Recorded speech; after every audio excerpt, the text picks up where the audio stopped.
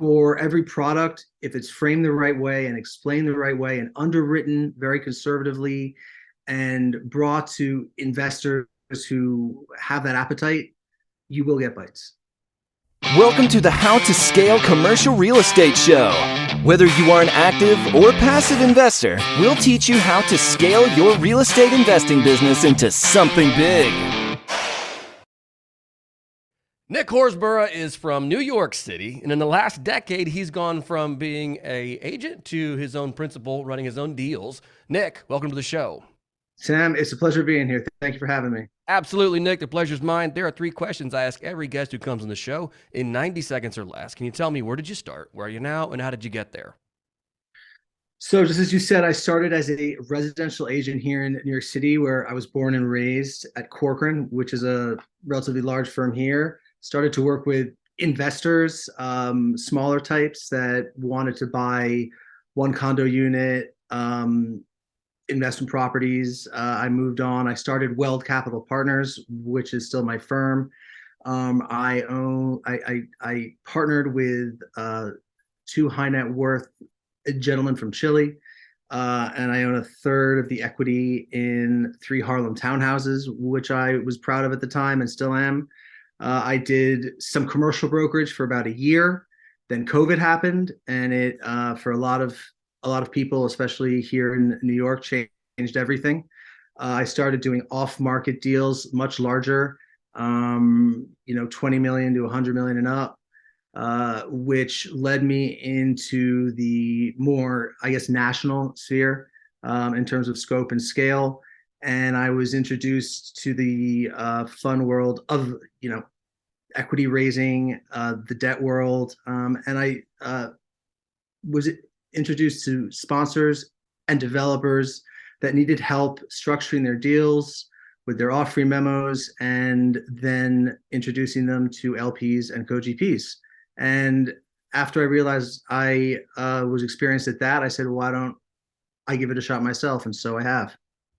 That's really cool. I love that. That's a lot of moving pieces there. The second thing you'd mentioned was that you started doing deals anywhere from 20 to 100 million. What were those deals? Were they deals you were brokering? Were those deals that you were running yourself? I mean, can you kind of give some color to that? Yeah, sure. So one of them was a debt fund where a private lender, wanted to raise $100 million and go out in his region and lend in $1 million to $3 million tranches to people that were flipping houses and that sort of thing. And I successfully did that, but in a new kind of way for what he was thinking. I got him a line of credit from a lender to lenders.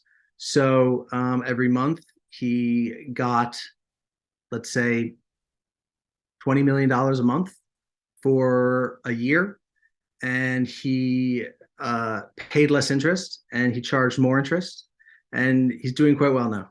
Right. Now that's a really cool niche skill set, I would say, to be able to figure out how did Well, I was struggling, Sam. I didn't mean to interrupt you, but this was my first big raise, and I just went out there and I said, you know what, I'll try. I can do this. And as I was starting to raise on the debt side of the industry and at that high ticket price, I had to get creative, and I found a group out of New York that lent to lenders, and they're that was all new to me. So I worked it out on the fly, really. That's fantastic. I want to hear more about that, because if you've got somebody that wants to do high, what'd you say, $1 to $3 million loans, that this particular individual or company have experience already in the lending industry and they just wanted to do bigger deals, or what was their story, and then how did you sell that then to the lender of the lender? That was kind of my job, was really telling his story. This was a guy that wanted to go from an originator to a lender. Now, what an originator is they're out there, they are the boots on the ground, they know the sponsors, they know the developers, they know the smaller deals, and what's good and what's not. They package that loan up and then they throw it back to their lender and they make an origination fee. Right. But this guy was just really well known, and it was time for him to get his own line of credit, and that's really what I did. And the story that we both told together, and it was obviously his story, not mine, but it was part of the offering, was just that this was a guy who knew the region and the people that were really doing projects there uh, as best as anyone else. And when he originated a deal, all the I guess larger private lenders just loved it because they knew that it was going to be gift wrapped. So that was the story that I told.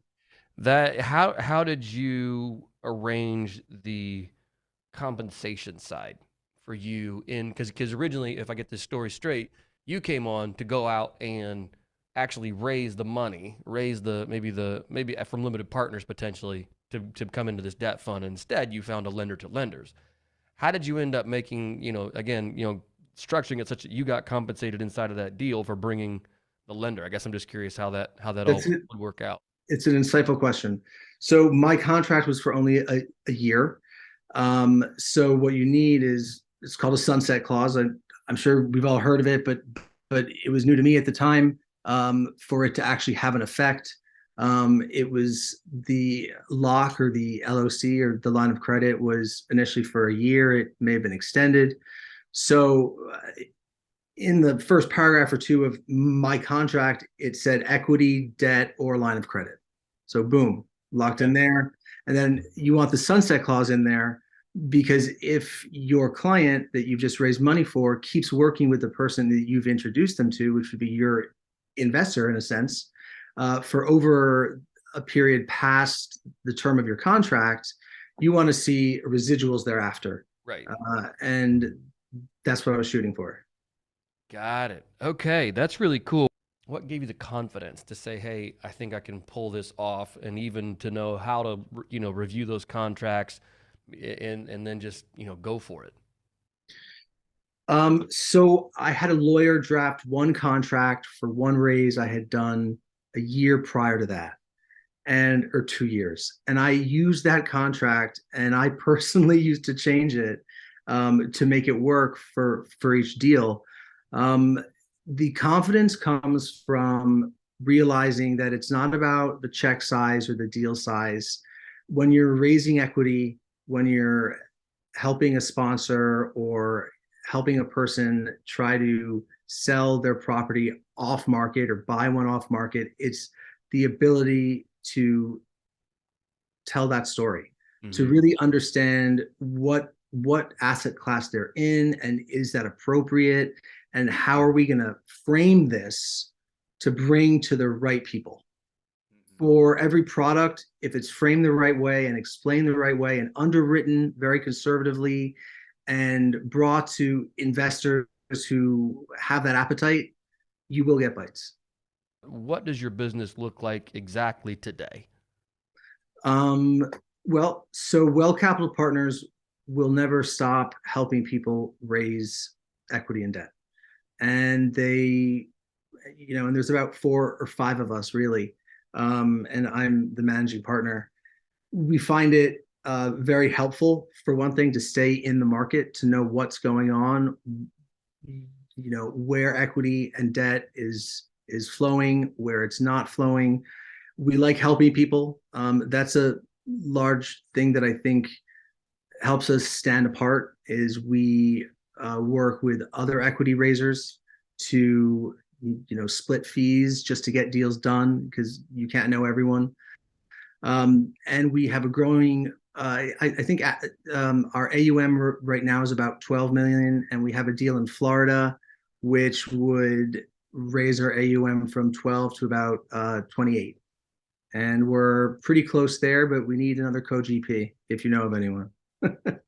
Right. No, understood. Understood. That's a lot of fun. What are you guys focusing on there in the Florida market? So we're on the Gulf Coast. It's a hospitality zoned asset, but it's an STR play. So think Verbo, think Airbnb, think hotels.com. They also have their own website. We need to do a lot of value add to it. We're going to rebrand it. We're going to reposition it so that it gets more exposure. We're going to try to maximize the ADR, the average daily rate, by a strategy that involves wellness, some value add to the interior as well as the exteriors, and provide more of like a resort and spa feel, and kind of up its game. We're seeing a lot of potential there. The IRR that we're projecting levered for any co-GP or LP is over 25%, 5-year project cycle. So we're thrilled to be almost there. Right. Oh, that's really cool. That's really cool.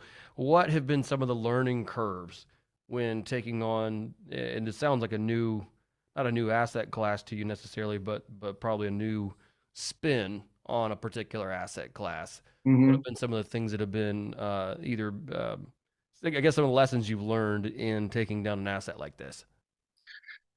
Well, the lesson that I've learned, period, because I've helped people take down properties, raise money. Um, I've raised my own money now. It's unfortunately the same one, which is it's better to be papered up than not papered up.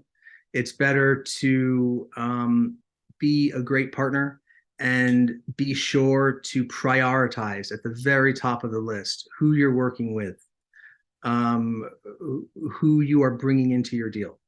I've seen a lot of things that should have gone through not go through at that last minute, at that 5 yard line, because one person wants a little too much, you know. And I've found that the projects and the partnerships and the JVs that really actually work out is not only because the project is good, but because the partnership is good. And it sounds a little cheesy, but it's just the truth. It absolutely is the truth. I mean, those will make you or they will break you. What would you say to someone out there looking to partner up or looking to really grow their team? What's something that you've done that you found has been an effective strategy on that front? Well, the one thing that I've done and I've loved to truly help people learn to do is understand the underwriting and the model and the real numbers behind a deal. Mm, Anyone can, put a high return or a high cap rate or whatever on anything. And if you're trying to really grow your team or take down an asset, the most important thing that I actually taught myself, I did not go to business school, I don't have an MBA, is how to underwrite and how to understand good underwriting as opposed to less conservative underwriting. And that's really been a game changer for me and my team at Weld.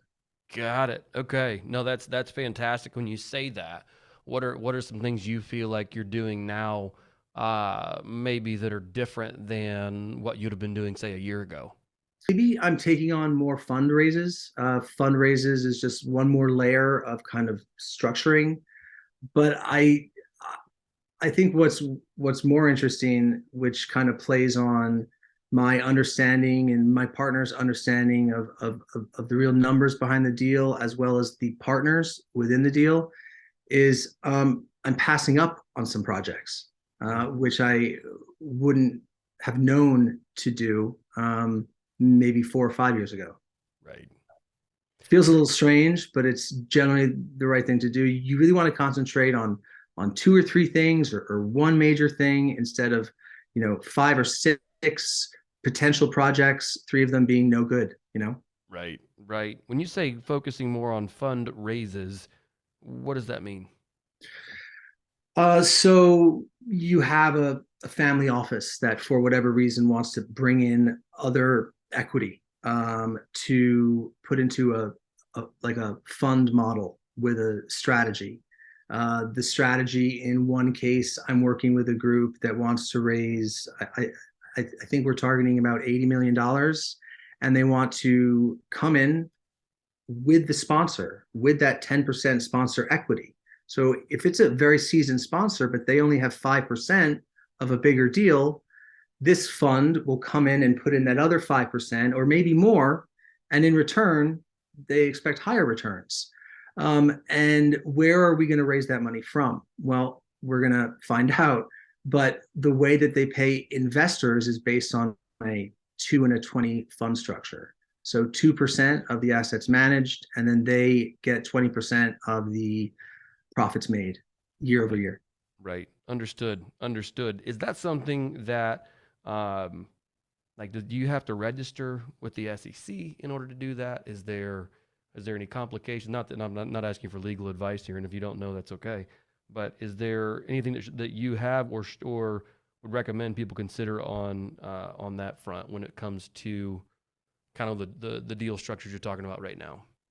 So most funds are securitized, which means they have to be registered with the SEC. There are funds where you don't have to be accredited to invest in them, but they're more, they have to be audited every quarter. So raising a fund is a more advanced way to raise capital, and it can be a lot of fun. But I've through Weld, I haven't wanted to raise a fund because then I will have a lot of people that I have to answer to instead of 1 or 2 partners and one-off deals, or a strategy of 3 or 4 deals with 3 or 4 partners with an equity split. That's the way that I prefer to do things, instead of being an asset manager of 2% a year and then 20% of the profits of all the work that I do. However, it is a way to raise quite a bit of money. Right. Oh, that's really cool. That's very cool. Nick, I've loved your journey thus far. I learned a lot from you today just on going out there, getting it done. I mean, going out and making the connections, even if maybe you hadn't done it before, but figuring out a way to do it in order to bring capital there initially on the debt fund side, how you've then transitioned, like you said, away from being a real estate agent to now being a principal and running your own deals. That's lots of fun. I love to hear where you are a year from now and see how all these deals play out, and then what you guys get into next. So it's been a lot of fun having you here on the show today. If our listeners want to get in touch with you or learn more about you, what is the best way to do that? Weld Capital Partners is on LinkedIn. We've got a strong presence there and a page. We have a website, of course, and you guys have my name. I'm available through email or on my profile. Awesome. Very good. And if you're looking for his email, it's nicholas@weldcapitalpartners.com. Nick, thanks for coming on today. Certainly appreciate it. Sam, it's been a pleasure. Welcome to the How to Scale Commercial Real Estate Show. Whether you are an active or passive investor, we'll teach you how to scale your real estate investing business into something big.